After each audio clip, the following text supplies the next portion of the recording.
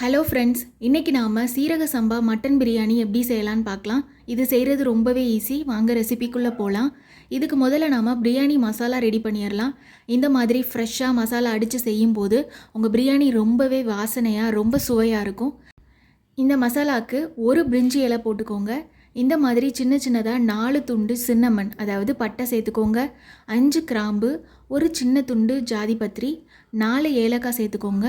2 star Anees, ஒரு மராத்தி முக்கு, கல்பாசி கொஞ்சம் அதிகமாகவே சேர்த்துக்கோங்க. ஒரு 6-7 முந்திரி சேர்த்து இது எல்லாத்தையுமே நல்ல ஒரு ஃபைன் பவுடராக அடித்து எடுத்துக்கோங்க. அவ்வளோதான், நம்மளோட பிரியாணி மசாலா சூப்பராக ரெடி ஆகிடுச்சு. இப்போ நம்ம பிரியாணி செய்ய ஸ்டார்ட் பண்ணிடலாம். இதுக்கு நான் இன்றைக்கி 2 பெரிய வெங்காயத்தை இந்த மாதிரி ரஃப்பாக சாப் பண்ணி வச்சுருக்கேன். அதை ஒரு மிக்சி ஜாரில் சேர்த்துக்கோங்க. காரத்துக்கு நான் 3 பச்சை மிளகாய் சேர்த்துக்கிறேன். இது ரெண்டையும் சேர்த்து நல்லா ஒரு ஃபைன் பேஸ்ட்டாக அடித்து எடுத்துக்கலாம். இப்போ ஒரு ப்ரெஷர் குக்கரில் 4 டேபிள் ஸ்பூன் எண்ணெய் விட்டுக்கோங்க. இந்த எண்ணெய் நல்லா சூடாகட்டும். நீங்கள் இந்த பிரியாணி கடலை எண்ணெய் சேர்த்து செய்யும்போது ரொம்பவே நல்லாயிருக்கும். இப்போ நான் இதில் அடித்து எடுத்து வச்சுருக்க வெங்காய பேஸ்ட்டு இதில் சேர்த்துக்கிறேன். 2 டேபிள் ஸ்பூன் இஞ்சி பூண்டு விழுது சேர்த்துக்கோங்க. இதோட பச்சை வாசனை போகிற வரைக்கும் இதை நல்லா நம்ம வதக்கி எடுத்துக்கலாம். மீடியம் ஃப்ளேம்லேயே இதை வதக்கி எடுத்துக்கோங்க.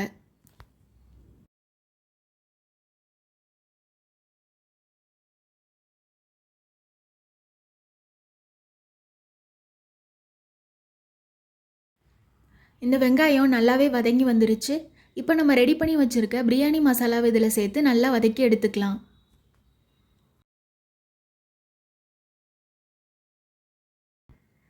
இப்போ இதில் 1 டீஸ்பூன் குழம்பு மிளகாய் பவுடர் சேர்த்துக்கலாம். உங்கள்கிட்ட இந்த குழம்பு தூள் இல்லைன்னா 1 டீஸ்பூன் மிளகாய் தூள், 2 டீஸ்பூன் மல்லித்தூள் சேர்த்துக்கோங்க. 1/2 டீஸ்பூன் ஜீரகத்தூள் சேர்த்து இதை நல்லா வதக்கி எடுத்துக்கலாம்.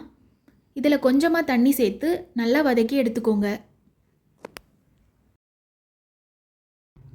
இப்போ நாம் இதில் ஒரு கைப்பிடி கொத்தமல்லி புதினா சேர்த்து இதை நல்லா வதக்கி எடுத்துக்கலாம்.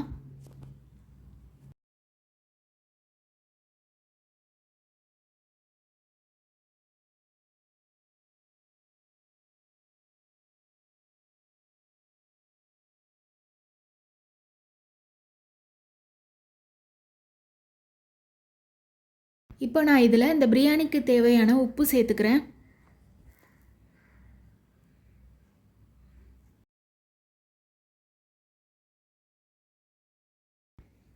மசாலா எல்லாமே நல்லா ரெடியாகி வந்துருச்சு. இந்த ஸ்டேஜில் நம்ம ஒரு 1/2 கப் கெட்டி தயிர் சேர்த்துக்கலாம்.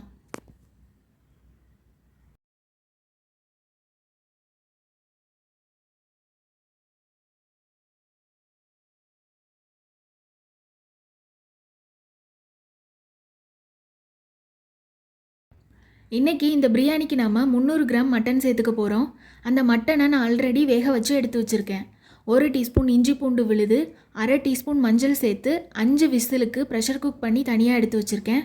அதை நாம் இதில் இப்போ சேர்த்துக்கலாம். இந்த மட்டனோட தண்ணியை நாம் அரிசி சேர்க்கும்போது சேர்த்துக்கலாம்.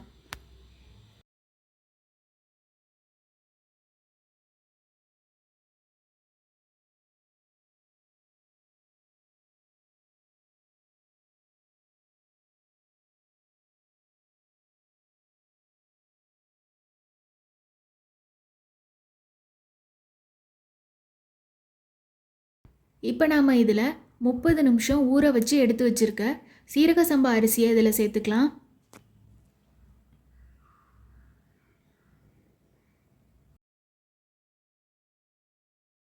இப்போ இதை நல்லா மிக்ஸ் பண்ணிக்கோங்க.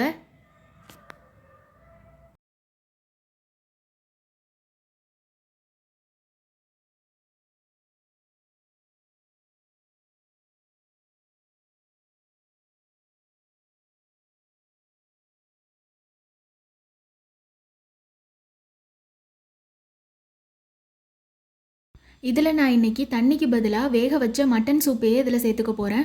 1 கிளாஸ் ரைஸுக்கு 1.5 கிளாஸ் தண்ணி சேர்த்துக்கோங்க.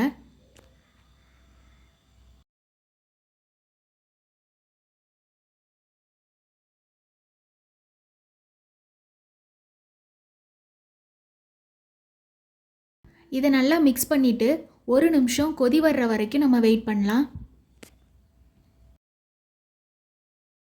இந்த மாதிரி நல்லா கொதி வந்தோடனே நல்ல ஷார்ப்பான கரண்டி வச்சு லைட்டாக ஒரு கிண்டு கிண்டிக்கோங்க.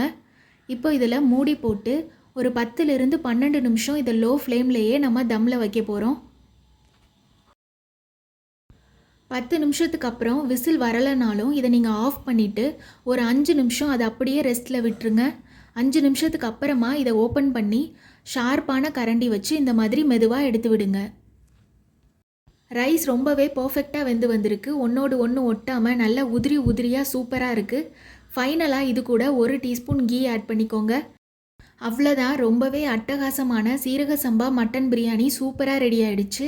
நீங்களும் உங்கள் வீட்டில் இதே மாதிரி செஞ்சு பார்த்துட்டு எப்படி இருக்குன்னு கமெண்ட்ஸில் சொல்லுங்கள். பாய் பாய்.